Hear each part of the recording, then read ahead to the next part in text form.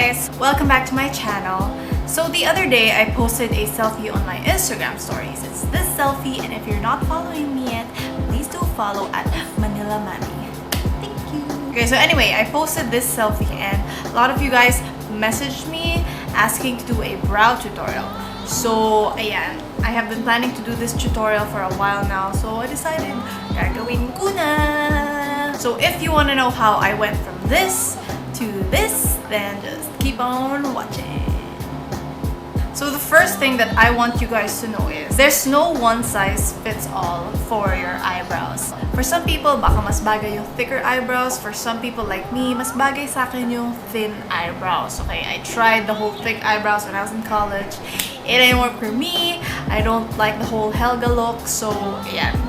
Nung nanay ako, dun ko lang na-realize na, okay, mas bagay sa akin yung thin eyebrows versus the thick eyebrows. Especially since I have glasses. Imagine if I had thick brows, tapos medyo thick pa yung rim ng glasses ko. It's just gonna clash and it's not gonna look natural. So, yeah. Figure out what shape, what size of eyebrows works well with you, and then stick to that. If you don't know yet, I suggest you do not experiment, which is what I did. I ended up overplucking sometimes.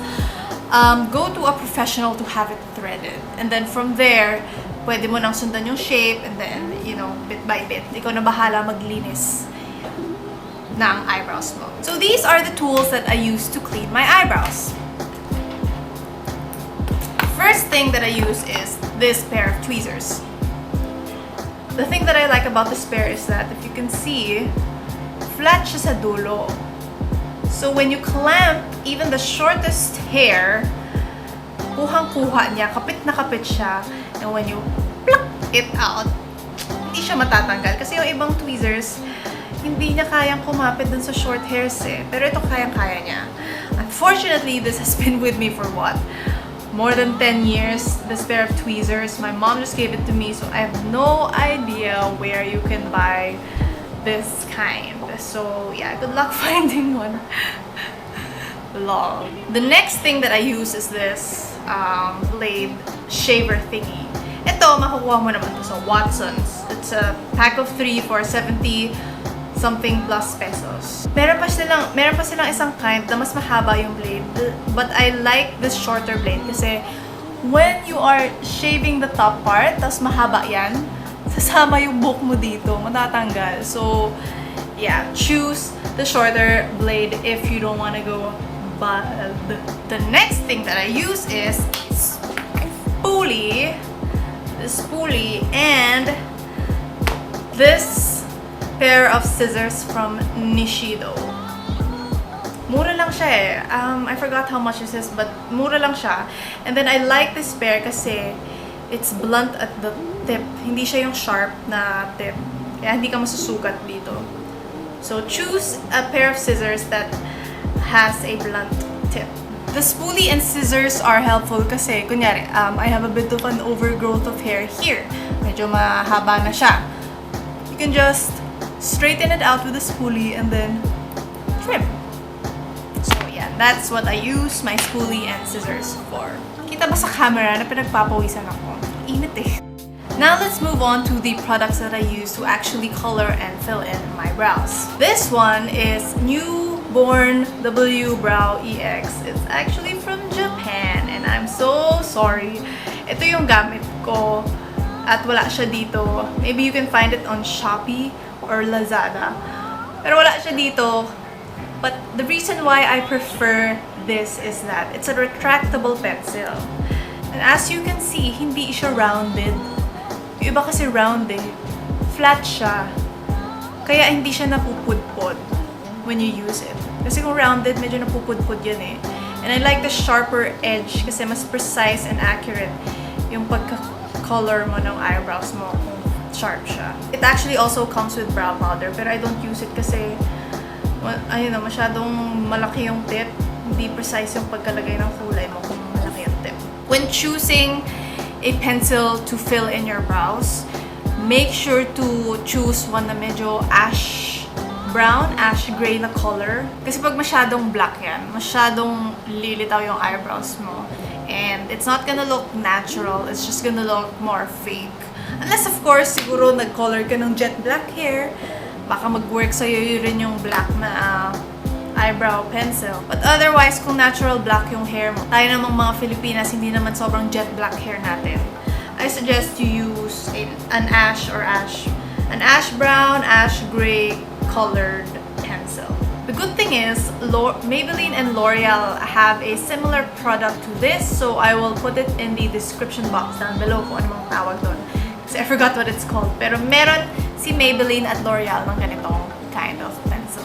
Now, the next thing that I use is actually something that is not necessary if hindi mo nang kailangan. But I like to change the color of my brows kasi. So, I use a brow mascara to change the color of my eyebrow. Yeah. This is in the shade yellow brown and this one is 299 pesos. Tapos ayan, spoolie siya. Now, the reason why I bought this is that masyado namang black yung eyebrow ko and masyadong light yung hair ko. You can go at the most 2 shades darker than your hair color. Pero pag masyado namang dark to tapos light yung hair mo, hindi na maganda tingnan. So, I suggest you use a brow mascara to lighten the color of the hair in your eyebrow. And then as well, for me it works as a gel then to keep the hairs in place. So, I'm done telling you guys about the products that I use. I am gonna go ahead and move on to the eyebrow tutorial.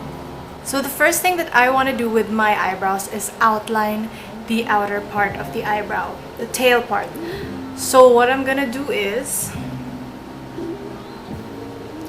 just going to create a line that will define the shape of the eyebrow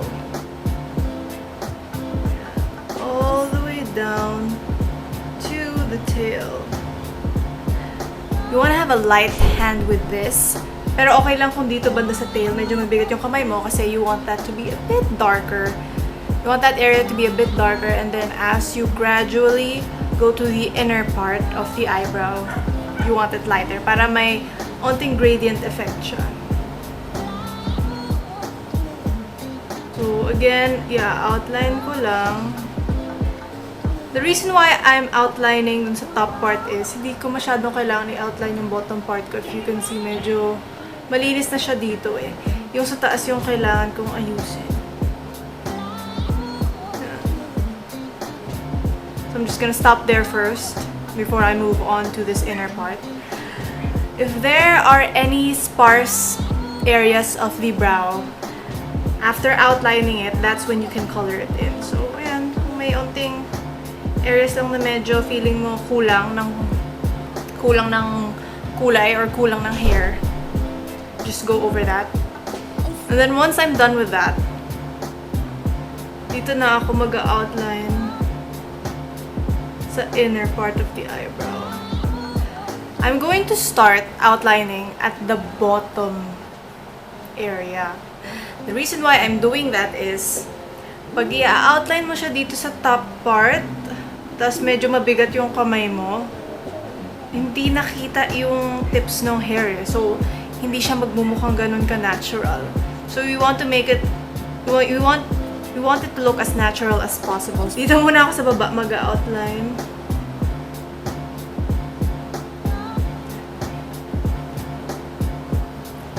And then, i-blend ko muna siya pataas. Yan o. I just use this spoolie to blend it out. Nakita niyo ba yung ginawa ko? Wait, let me check. If you feel like kulang yung dito sa taas, go ahead and fill that in. But, make sure to use a very, very light hand because again, we want to have a gradient effect dito sa part na to.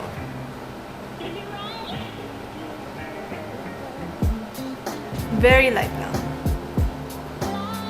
And then again, just blend it out with the spoolie. So, ayan, I'm done with my right eyebrow. I'm going to do the left para mas makita nyo kung anong ginawa ko dun sa inner corner. Kasi feeling ko hindi nyo masyadong nakita. Wait lang. Just outline that.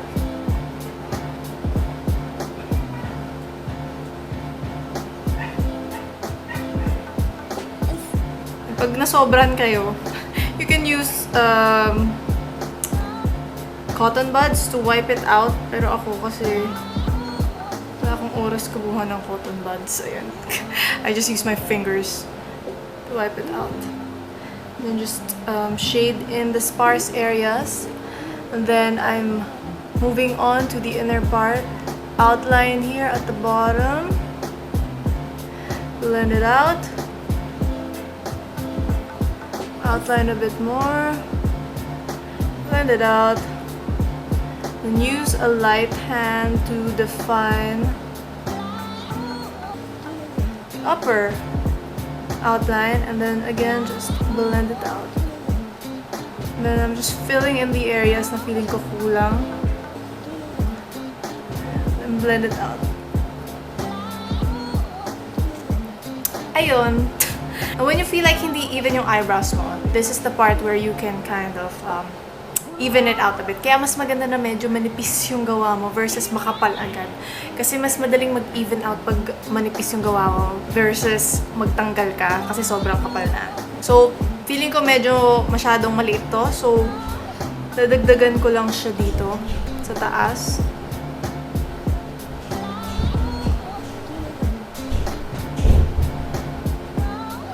Ayan o. You see that? Mas even na siya ng onte. Tapos dadagdagan ko lang ng onte dito. Ay! Careful with that.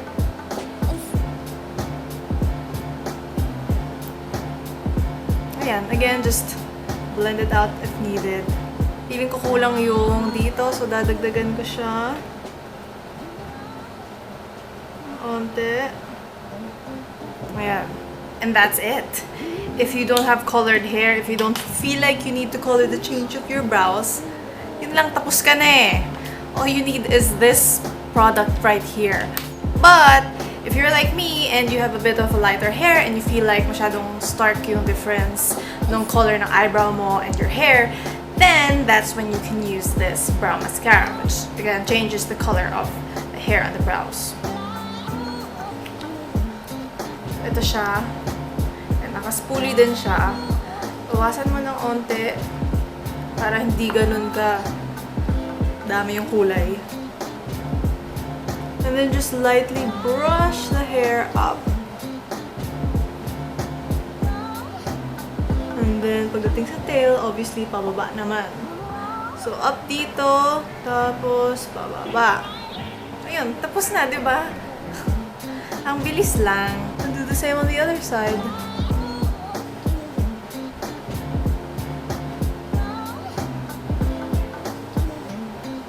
Oops. Natin yan. Okay. O, tapos na, diba? It's that quick, you guys. So, ganun lang talaga siya kadali, guys. All you have to do is really practice, practice, practice. The hardest part in shaping your eyebrows, I guess, is yung pagkagawa ng ditong inner part. Kasi sa una, you might make that mistake na masyadong mabigat yung kamay mo and hindi siya magkakaroon ng gradient effect, which is what we want to make it look a bit more natural. Pagka masyadong makapal yung kulay ng lagay mo, your spoolie is your friend. Use your spoolie to blend it out, make this inner part a bit lighter. So yeah, you really need a spoolie to shape your eyebrows, guys. Get yourselves a spoolie. And that's it for this tutorial. I hope you guys found it helpful. Let me know in the comments down below if you do. And don't forget to like and subscribe and turn on the notifications button so that you will get notified on when I have a new video. That's all. Bye!